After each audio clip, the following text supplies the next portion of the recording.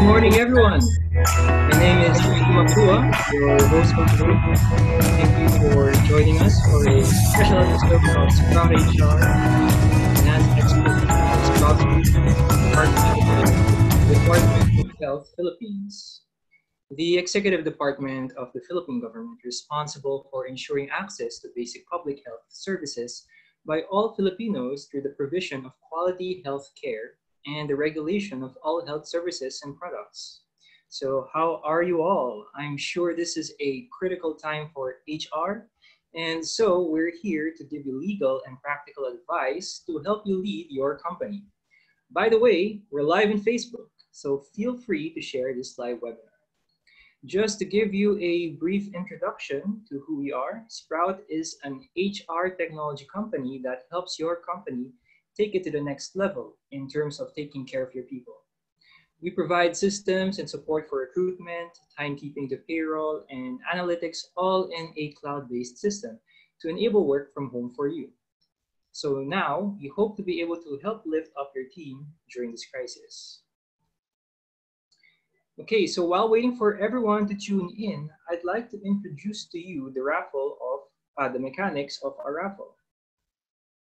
So here, you just have to share this live video on Facebook, collect all 3 keywords that will be flashed on the screen throughout the seminar, follow Sprout's official Twitter page @SproutHRTech, comment all 3 keywords on the post pinned on our Twitter page. We'll announce the lucky winner at the end of the session, and we'll be sending the prizes through email after the session before 6 p.m. Okay, so did everyone get that? Okay, so the first raffle keyword for today is resilience. So that's our first raffle keyword for today, resilience. Okay, hope you guys got that. So prepare for your questions for the fireside chat session later and ask them anything on your mind with regards to matters concerning our topic for today, which is DOH updates, navigating your business through the COVID-19 pandemic. And so without further ado, I'd like to introduce our special guest speaker. He is the head of policy and technology section, HPCS, which means Health Promotion and Communication Service. Let's welcome Mr. Rodley Desmond Daniel M. Carza. Thank you very much, Miggy, and thank you for Sprout for inviting us and giving this opportunity to share information about the new normal for businesses. So if I may share my screen for my presentation.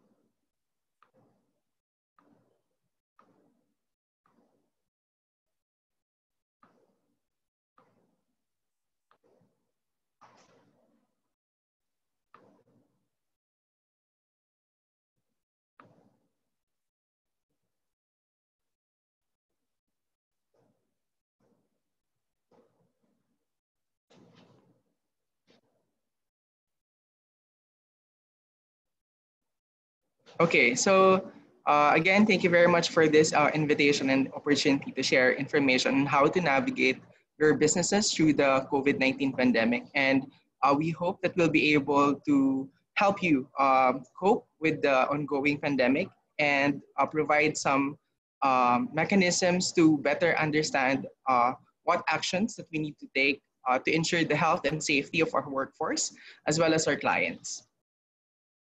So to start, I want to share this quote of Monica Spana, medical anthropologist from Johns Hopkins, wherein she said, people will change their behavior if there are 3 conditions in place. First, they know what to do. Second, why to do it. And third, they see other people like themselves doing it. So they know what they need to do, the reason behind it, and see other people doing it. So those are the 3 conditions that, according to Dr. Spana, will enable behavior change. And why is it important for COVID-19 and the current pandemic that we are undergoing right now? So we all know that in the past 6 months, 6 to almost 7 months, we've encountered a new disease called the coronavirus disease 2019 or COVID-19, and it has tested the surge response capability of the Philippine healthcare system. As of yesterday, we've recorded 32,295 COVID cases, and 22,000 of them are active cases, meaning they haven't recovered or um, had an outcome yet. So an outcome means deaths or recovery. And out of the 32,000, around 8,000 of them have already recovered. And unfortunately, 1,204 have died. In this snapshot of the current COVID-19 epidemic in the Philippines, we realized that it has tested our capacity to respond, and it has a significant impact on the human health and the human capital that we have in the workforce. And not only that, COVID-19 also has disrupted the routine operations of the country, therefore having commercial implications or commercial impact. There's a decline in foreign tourist and airline revenues because of the lockdown, not only in the Philippines, but in other countries as well. There is 5 to 10% decline in household consumption of non-essential commodities. And there are certain sectors that has greatly suffered, their supply chain has greatly suffered because of the current change in how the supply chain is being managed, primarily because of the quarantine procedures that we are implementing. So there are significant losses in some business sectors. And lastly, we still have restrictions in land, air, and sea travel, leading to cancellation of important events and activities. So under normal circumstances, this webinar, I assume, will be in a conference hall or in a hotel function room, wherein I get to see and meet all of you and shake your hands and share some conversation with you before the presentation. Unfortunately, because of the current pandemic, we all have to adjust to a new normal, wherein we do not meet to actually converse and present or conduct seminars and webinars. So that's one of the implications that COVID-19 or disruption that COVID-19 has caused to our country.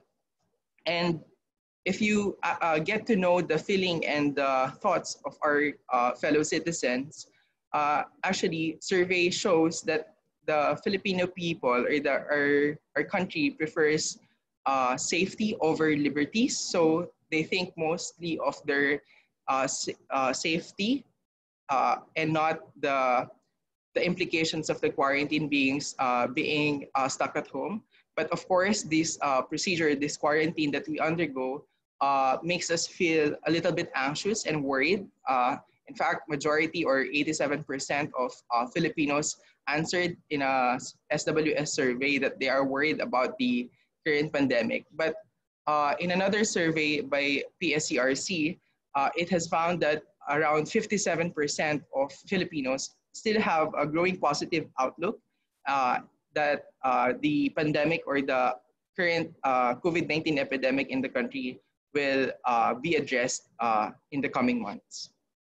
Now, as businesses, I think we need to capitalize with this information of our clients. No? So they prefer safety over liberty. So for me, that's one of our opportunities as businesses to show that our workplace, our businesses are safe and that we take in consideration as we slowly reopen the economy, their health and safety, the health and safety of our clients. So in doing so, we need to establish a new normal for businesses. So let me just quickly define what new normal is. New normal is actually a term in economics wherein it describes a situation after recession, economic recession, wherein people have to adjust their lifestyle because of its impact. In the same way that we're currently adjusting now, we are adjusting to the impact of COVID-19 pandemic, and we need a new normal wherein a new set of behaviors will emerge and will become our second nature to safeguard not only our health, but the health of the people around us as well. So briefly, that's the new normal. And in order for us to achieve that, it will require great change in mindset, wherein we need to let go of the familiar lifestyle that we're used to. So if before we're used to having meetings in a conference room wherein a lot of people are present and ticket or people are close by and having a lively discussion, we need to somehow modify that and change that. And then we need to increase the awareness of ourselves, our practices, our behaviors, as well as as well as our surroundings. And lastly, we need to incorporate extra precautions in our daily routine, precisely because the threat of COVID-19 is still there. It's not yet over. So even though we slowly lift the quarantine classification of or quarantine procedures in some areas, let us be reminded that the threat of COVID-19 is there, and we still need to mitigate its threat. So now, how do we actually do that? What are the minimum public health standards that we need to implement in businesses and workplace to ensure the health and safety of our clientele and our workforce? This slide shows the 5-point strategy of the Department of Health in addressing the current COVID-19 pandemic, specifically in our country. So first, our goal is to reduce COVID-19 related deaths as well as non-COVID-19 deaths. Let us be reminded as well that while the COVID-19 pandemic is ongoing, there are still other diseases, there are still other threats that are present in our current health system. So the threat of tuberculosis, measles, polio, and other diseases are still there. And let's not forget, as we respond to the current pandemic, that we need to address them as well. And in order to do this, we need to, one, prevent succeeding or prospective cases, and two, identify them as early as possible so we can manage the contacts and cases as early as possible. And of course, ensuring that they have the patients will not incur financial hardship. For us to achieve these these objectives, we have 5 strategies that we implement right now. So the first one is to increase physical and mental resilience of our people. Second is to stop the transmission of COVID. Third is to reduce the contact rate. And fourth, shorten the duration of infectiousness. And fifth is to enhance the consistency and quality of care for COVID-19. Okay, so the 4 sub-strategies, increasing resilience, stopping transmission, reducing contact rate, and shortening duration of infectiousness, employs non-pharmaceutical interventions that we establish in different settings, across settings, to ensure the health and safety of the people in these settings. So I will not discuss the non-pharmaceutical interventions one by one per strategy, but I just want you to see that there are different non-pharmaceutical interventions or infection prevention and control measures that we implement to achieve the strategies that I have mentioned before, and we try to tailor fit them according to the needs of specific settings presented on the right side of your screen. So that's for our home, public places, offices, high density communities, etc. And in this presentation, I will focus on offices and other establishment for business. So If you have further clarifications, you may, on the non-pharmaceutical interventions, you may raise them siguro after the presentation. But I want to focus now on how do we actually build resiliency in the business and the workplace. So how do we make sure that our workplace and our business is healthy and safe?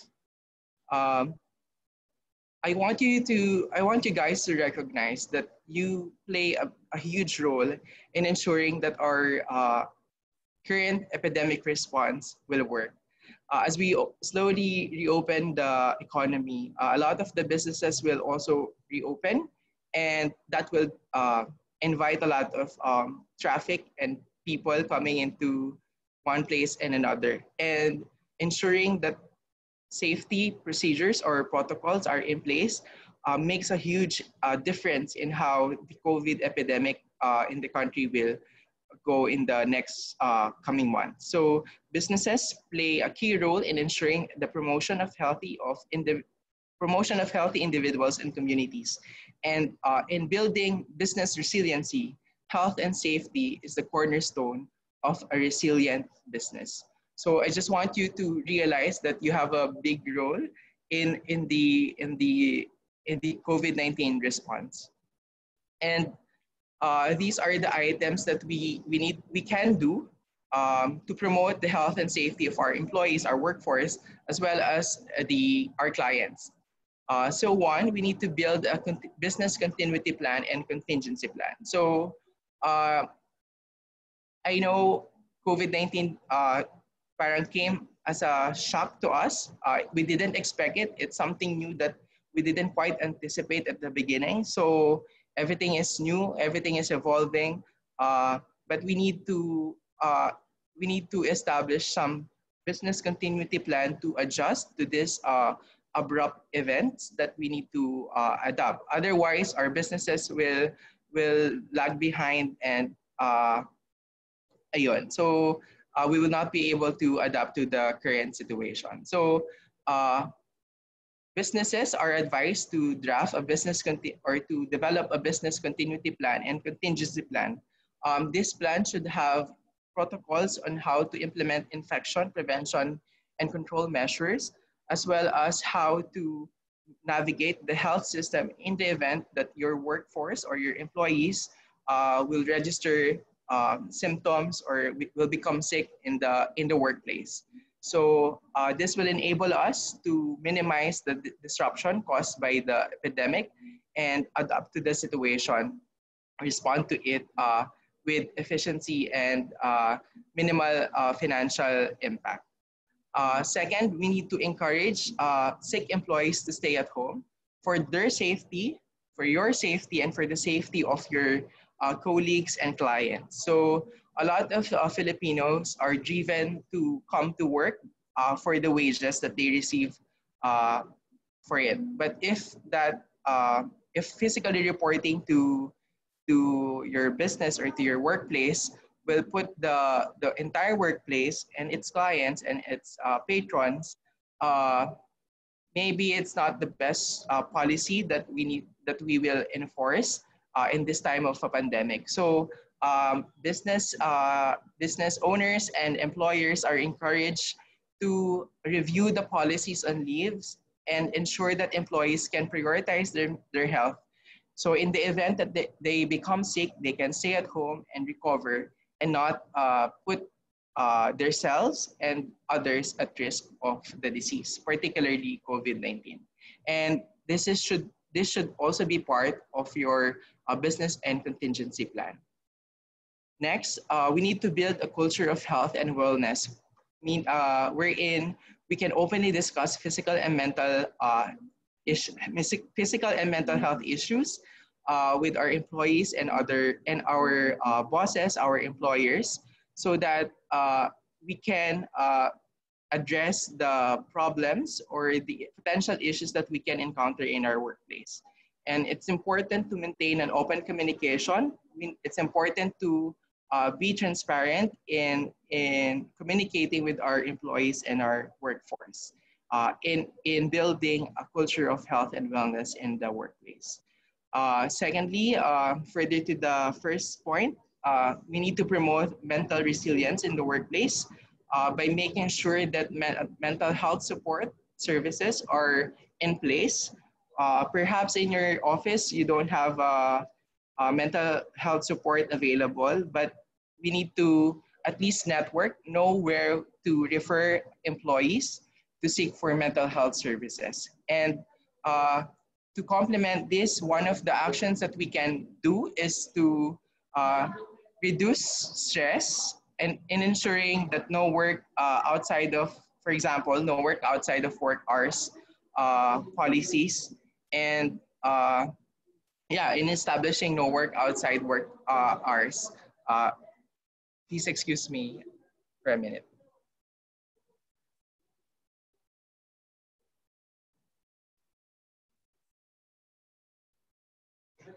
Okay, so okay, yeah. So for example, in the past, in the current pandemic, there is I don't want to call it proliferation, but there is an increase in the number of uh, e-meetings that we attend. So before, since meetings are physical, require physical attendance.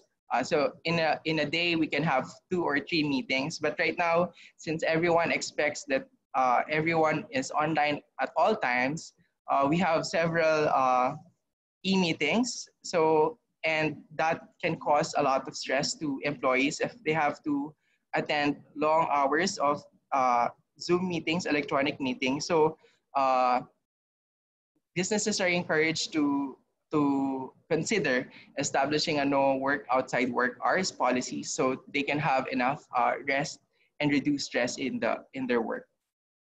Uh, Next, we need to conduct a needs assessment with our employees to identify challenges that they are facing in light of a pandemic. So, for example, some of the work that we need to do can't be done remotely because perhaps they don't have the capacity, they don't have Wi-Fi, they don't have ICT equipment to actually work remotely. So they are forced to come to the office. So as business owners and managers, it's important that we talk and we communicate with our employees and assess what are their needs in order to deliver the work that we expect them to do. Um, and whenever possible, we need to provide support. Uh, Second, formalize and train crisis management teams to prepare for future emergencies. This should form part of your business continuity plan, but you need to. I think we have realized now that there's a need for us to prepare in advance, right? So if before the COVID-19 pandemic, we haven't have any preparation uh, for its implications, potential implications like the quarantine, like the closure of businesses, I think this is a perfect opportunity for us to rethink the current process or protocols that we have right now. And uh, I hope the learnings of the COVID-19 pandemic will be incorporated and will be taken on in this endeavor and will enable us to prepare for future pandemics or future disasters that may come.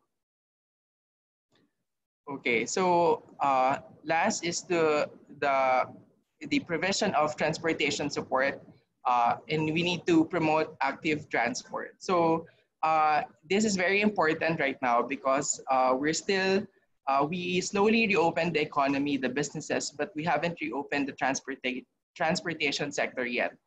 There's a limited public utility vehicle around in our roads that our employees can use or can take to go to work. So businesses and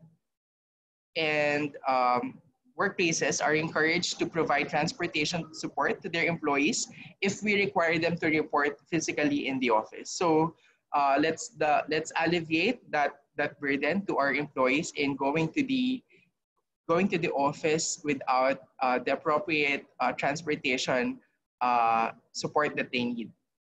And one of the things that we try to promote in the Department of Health is the use of active transport. What is active transport? It's the transportation modality wherein we use bikes or light mobility vehicles, such as electronic scooters less than 100 kilograms. So we try to, in our effort to improve physical and mental resilience, we try to promote the use of bike, the use of active transport in going to work. But they need, people who use active transport need support from the offices, the businesses, and the workplaces in actually doing this. No, so we all know that the Philippines is a tropical country and it can get very hot outside. So when you come to work and you bike or you walk in going to your work, pwede ka magpagpawisan. And so the management is very much encouraged to provide shower rooms or changing rooms for the as a support for employees in this endeavor.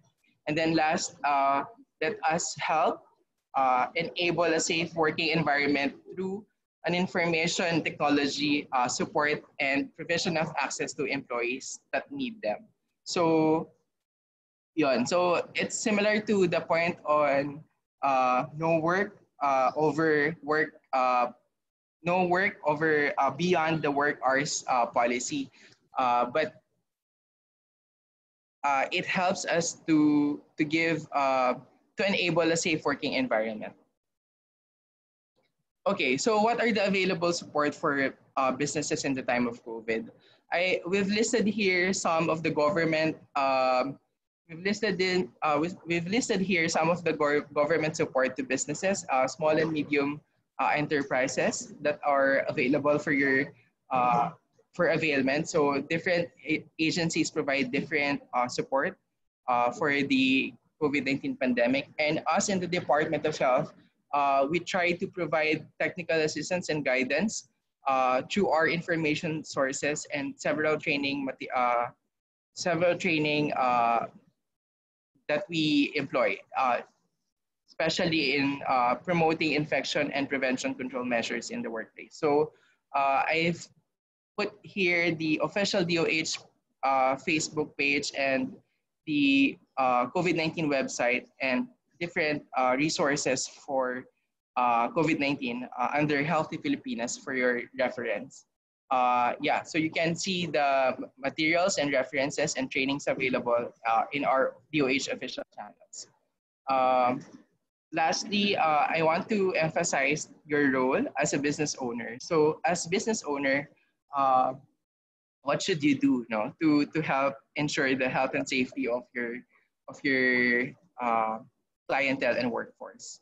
So we need to be able to enable a new normal for businesses. As supervisors, owners, employers, we need to walk the talk and set as an example to our staff. So if we try to promote social distancing in the office, but we don't observe social distancing ourselves, then we're not setting a good example, and your employees look up to you. So kung ano po yung ginagawa ninyo, gagawin din nila. So as supervisors and managers, we encourage everyone to walk the talk. So if we ask our employees to wear a mask, let's wear masks then and be an example to our staff. And then we need to ensure that our businesses and workplaces are compliant with the minimum health standards, and we need to ensure these are established before asking our employees to return to work.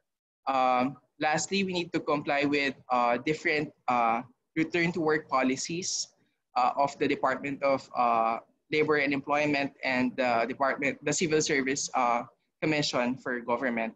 And of course, employ a simple testing mechanism before we ask our employees to report back to work. So employ a 14-day test. So what is a 14-day test? 14-day test is that we ask ourselves whether we have experienced or exhibited symptoms of COVID-19 in the past 14 days. So if we have exhibited symptoms, then in the past 14 days, then let's inform our management and stay at home until 14 days straight po tayo walang symptoms. So if you have cough now, let's wait for 14 days na wala kang symptoms ng ubo before we report to work. So this is to ensure na we will not be able to transmit whatever disease that we have, or specifically for COVID-19, which has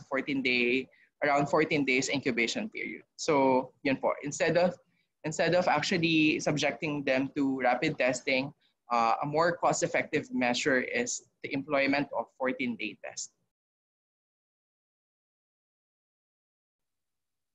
Okay, so as we slowly reopen the economy,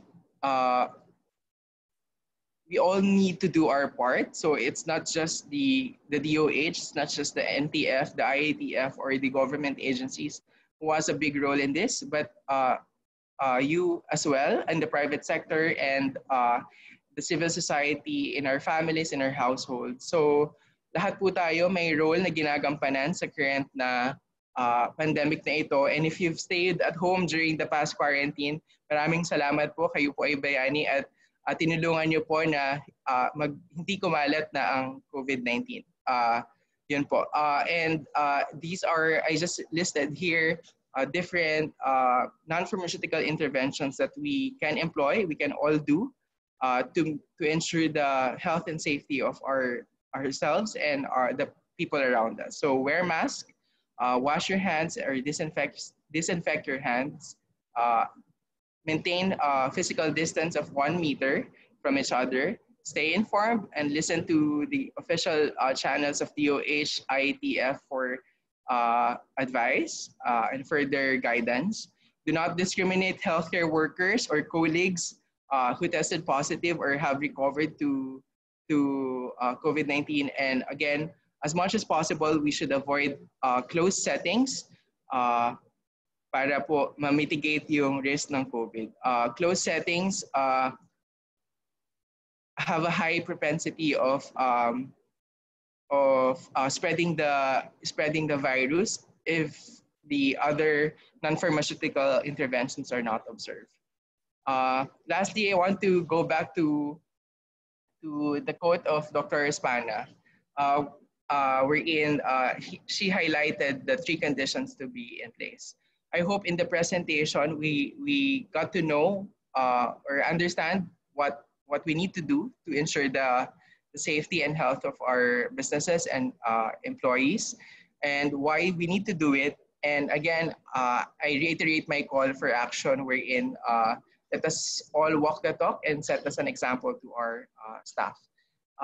Lastly, I want to leave with this quote: a healthy workforce is a healthy business. So again, let us work together in ensuring the health and safety of our businesses, our workplaces, and together we will heal as one.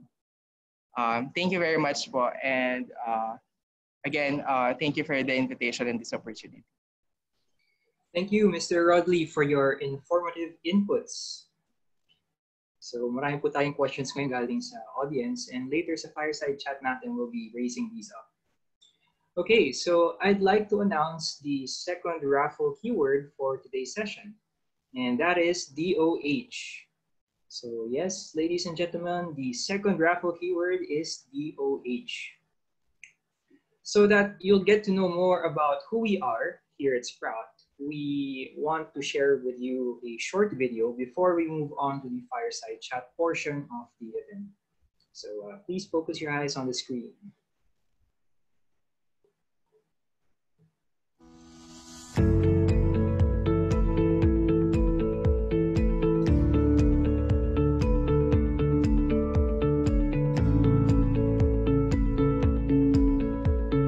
Sprout as a business really didn't come from us thinking about it.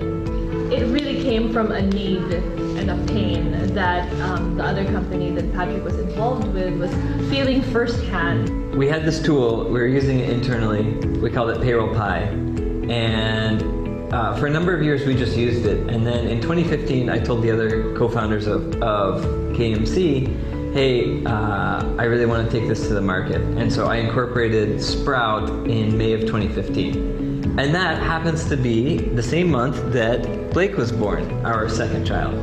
So Alex was taking a break from working because we both really are family oriented, and we wanted to take some time. Alex wanted to take some time with the kids, but I kind of took advantage of that, and I started bringing a lot of work home.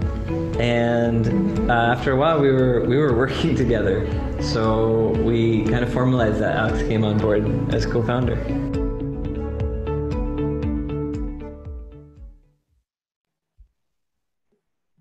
So I hope you guys enjoyed the short video from Sprout, from our very own founders, Alex and Pat. So I'd like to announce the third raffle keyword, which is SME. So the third raffle keyword, once again, is SME. Okay, did you get that, guys? So I want to recap all the three keywords that we flashed in this session. The first one is resilience, the second one is DOH, and the last one is SME. So join the raffle by following our Sprout Twitter page and commenting these three keywords on the pinned post. Okay, so the next portion of the event is our fireside chat. Prepare your questions and just type them in the chat box. And I know we already have a couple here in our chat box. So I'd like to welcome back our speaker, Sir Rodley. Okay, he's on here with us right now. And for our second panelist, let's welcome Lester Nazarene Ople, Sprout's Legal Counsel and Public Sector Engagement Lead. And lastly, for our third panelist, let's welcome Sprout's Seasoned Risk Analyst, Ray Salvador. So ladies and gentlemen, you can start asking your questions by using the Zoom chat. Okay, let me see if the other guys are here. Is Lester here? Yep. Good morning, Sir Rodley, Miggy, Ray, and of course, good morning to our regular guests on this webinar. I'd like to thank Sir Rodley for being with us today. We know that the DOH is really one of the lead implementers in the government's COVID response, and we appreciate you taking time out to help Sprout and our stakeholders in today's webinar. Thank you, Sir Rodley. Okay. You're welcome. So I do have a couple of questions already here from the chat. So the first one is, do you guys have an existing list of recommended numbers for mental health support? Yes, we do have, and it's handled by our National Center for Mental Health, and I can just paste the numbers, the hotline numbers in the chat box. Okay, thank you so much for that.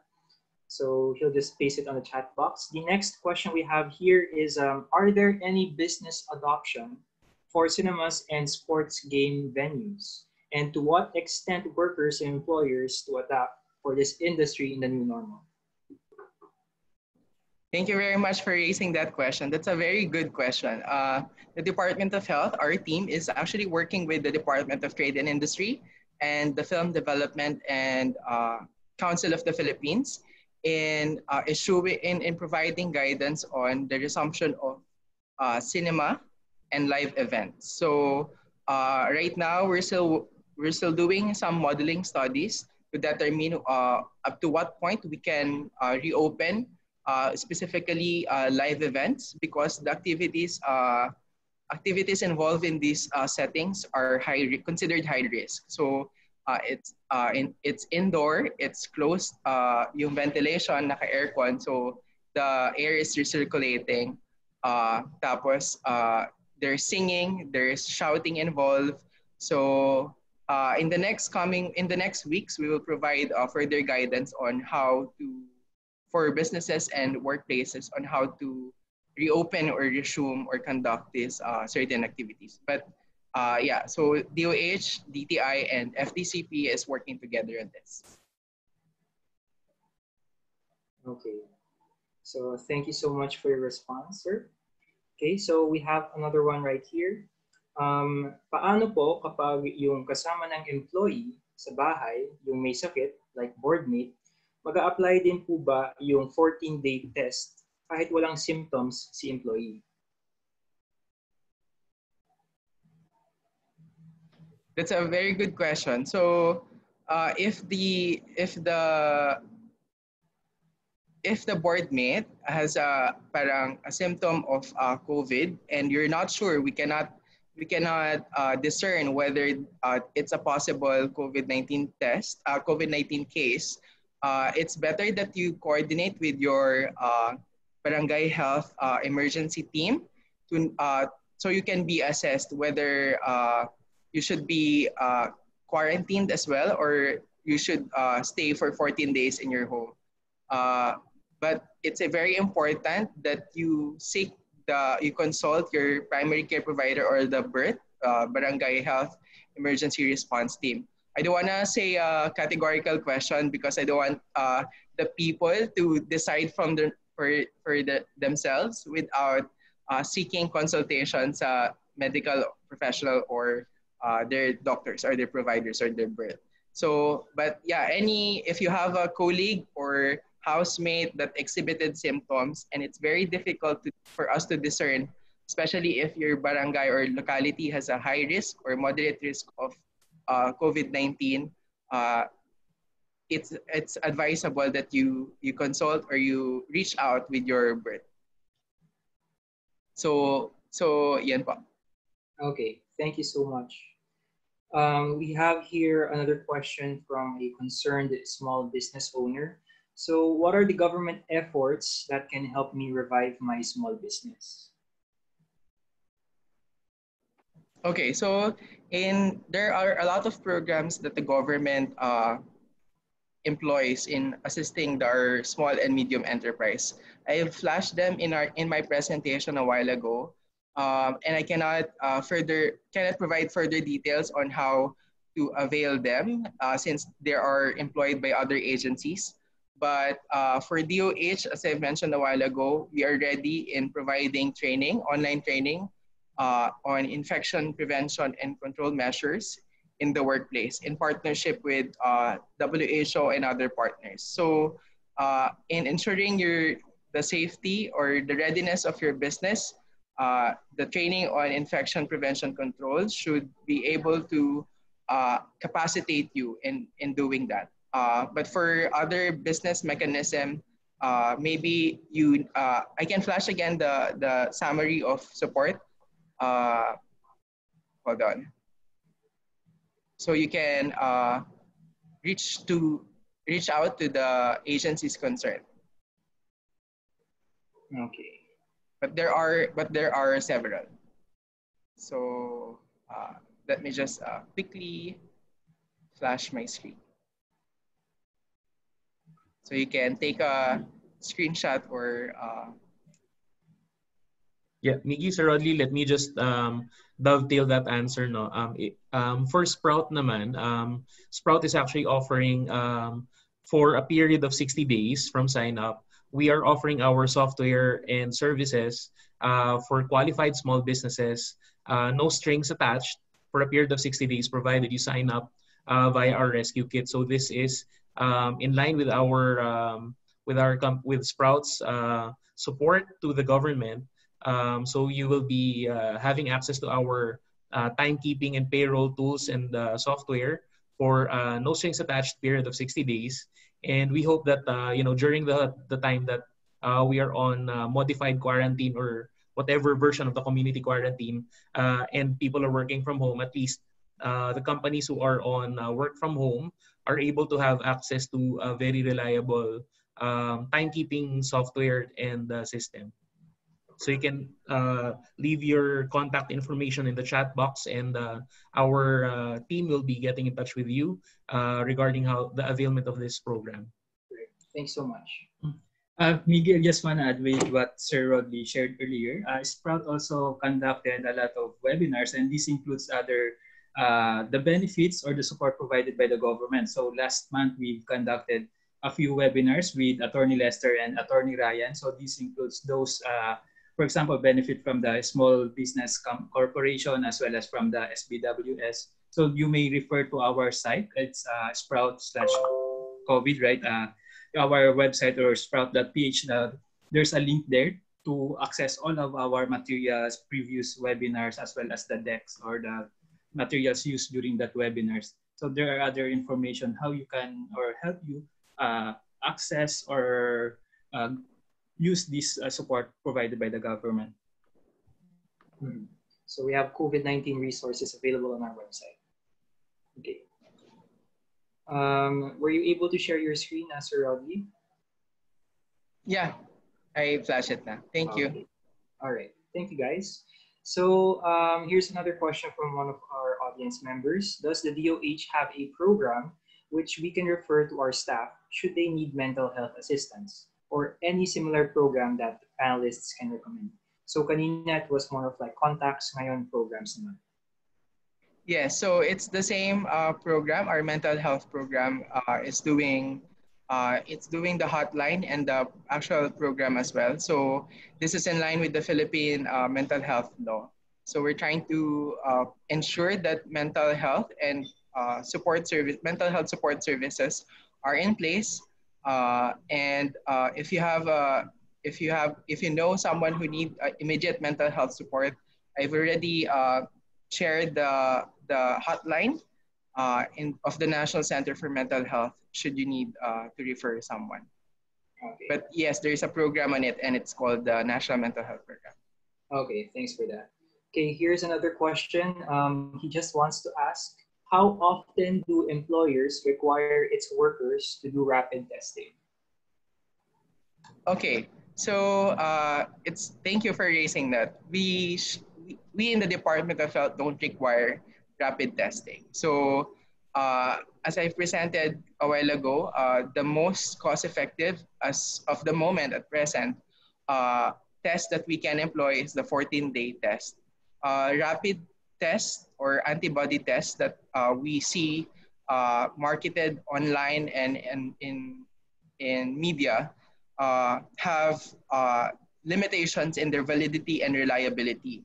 So most of the time, the result is not correct or it's not reliable. So some people will test positive, but actually they're not COVID-19 positive. It's just a function of a low sensitivity and specificity of the test. And if I may share my screen again, I have a quick slide on the possible negative effects of employing rapid antibody tests in the workforce. Sorry, I came prepared with that with that question.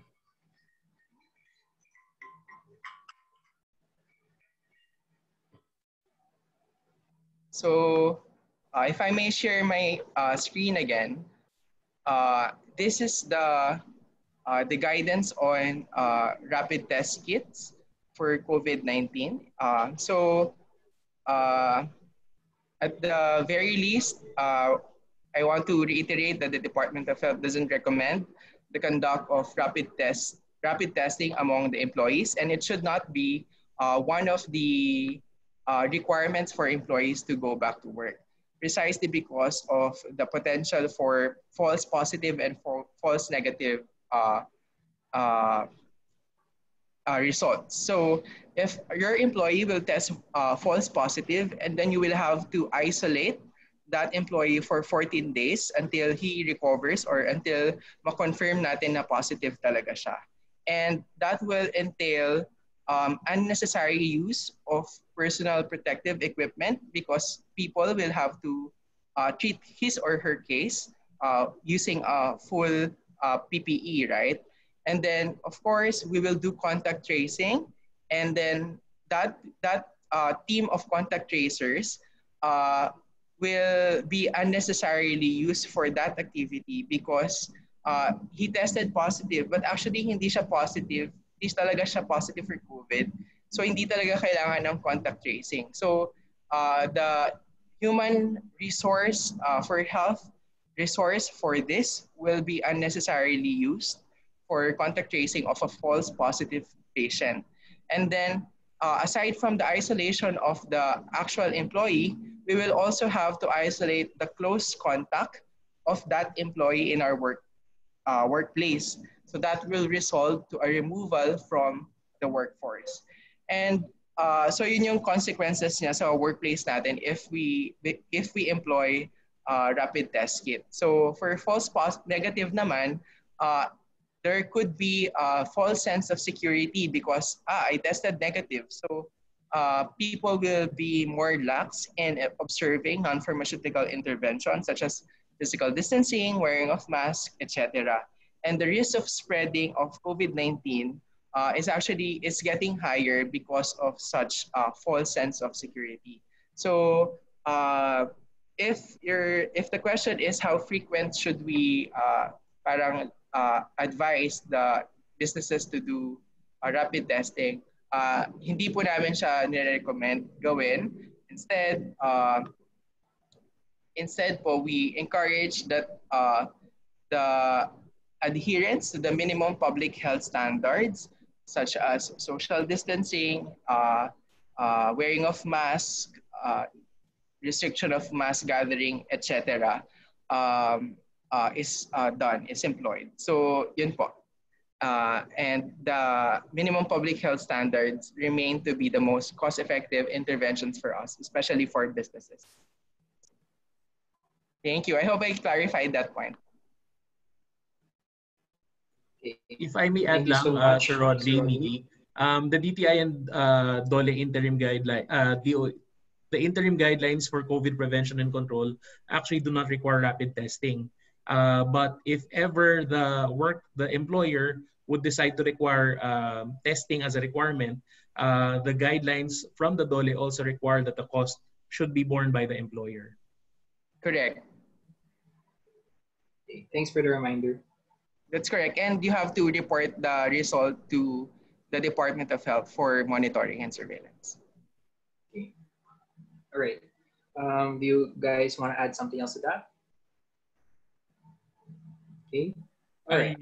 Miggy, just want to add, the interim guidelines also require to answer the health symptom questionnaire every day, but also you can include the 14-day test before you allow, for example, for those businesses that are operating currently in a work-from-home arrangement, when they require a certain percentage of their employees to report at the office, they can integrate the 14-day test, and at the same time, every day they can do the health symptom questionnaire. So required, it is mandated by the interim guidelines. So with this, you have enough mitigating control to make sure to protect your employees for potential infection or for potential exposure to COVID-19.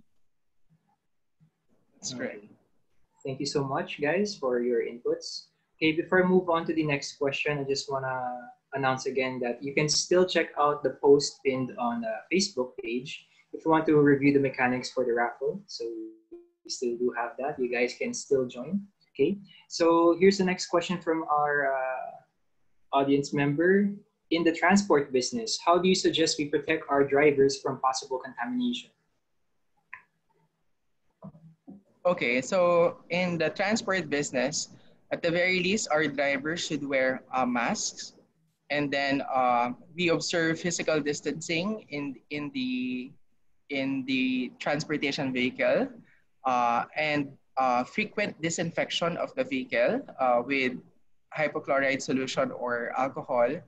And then we somewhat reduce the number of the capacity, the number of people on board the transportation vehicle for us to enable physical distancing. So to protect the driver, at the very least, naka-mask po siya.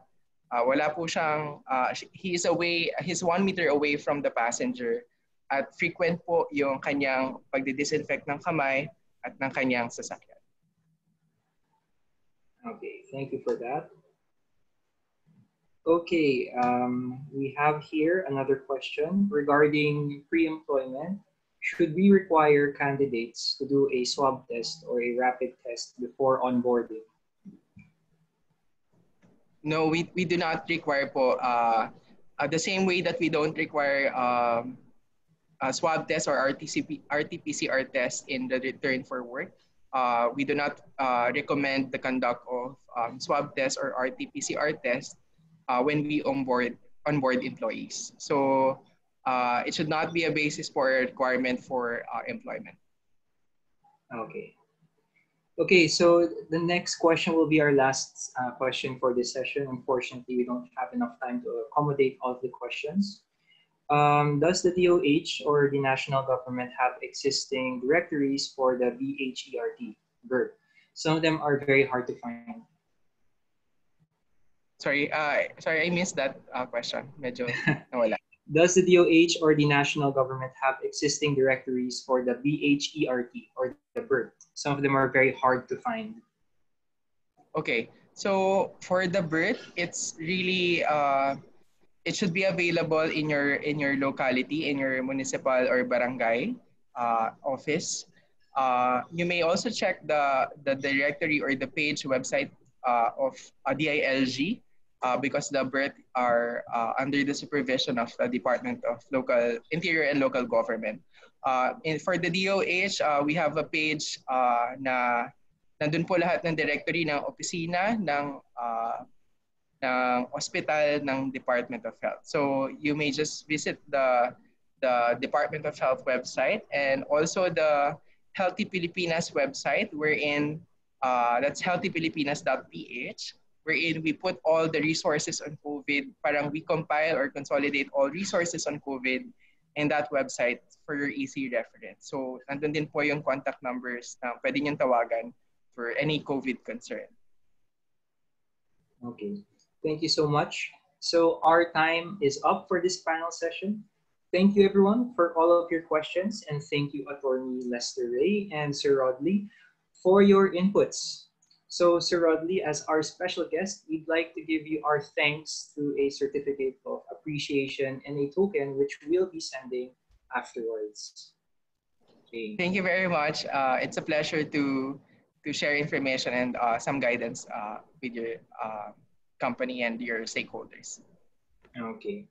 So before we end the webinar, I'd also like to announce that you can still get all the HR help you guys need. Get for free 30 days access to our HR and payroll system, Instacash, and BCP expert advice. Manage timekeeping and attendance, process payroll, and apply for Instacash completely done by the click of your finger. Help your company bounce back stronger with Sprout, free for 30 days. And you can sign up using the link flashed on the screen. Don't miss this chance to use Sprout HR all for free. You only have 5 days left to sign up. So you guys go ahead and send us your emails if you're interested. So now for the moment we've all been waiting for, I'd like to announce the 4 raffle winners. Okay, so we have here Miss Jane Reyes, Bal Yusoyham, Elmer Salonga, and Danny Gatmaiko. Okay, so I'll repeat these winners: Jane Reyes, Bal Yusoyham, Elmer Salonga, and Danny Gatmaiko. So congratulations for winning our raffle. You can request, okay, for the winners, please type your email address in the Zoom chat box so that we can send you the GC codes through our email. So yeah, that's it. Thank you everyone for participating. Now for those who are requesting for certificates, you can always request for it at info@sprout.ph. So just request for your certificates at info@sprout.ph. Please indicate your full name, position, and company. So yeah, that's it. Thank you so much for your participation and your time in this session. Thank you very much. Bye.